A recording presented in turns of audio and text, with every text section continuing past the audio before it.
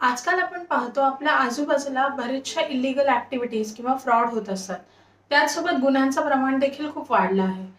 त्याच्याशी रिलेटेड तुमच्याकडे एखादा डिजिटल एव्हिडन्स असेल किंवा तुमची कोर्टात एखादी केस चालू आहे, त्याच्याशी रिलेटेड एखादा डिजिटल एव्हिडन्स असेल, तर तो digital evidence section 65B of Indian evidence ॲक्टनुसार कोर्टात ॲडमिसिबल असतो. तर हाच डिजिटल एव्हिडन्स फॉरेन्सिक एक्सपर्टकडून सर्टिफाय करून घेतल्यानंतर कोर्टात तो रिलायबल होतो आणि क्लायंटसाठी तो बेनिफिशियल असतो.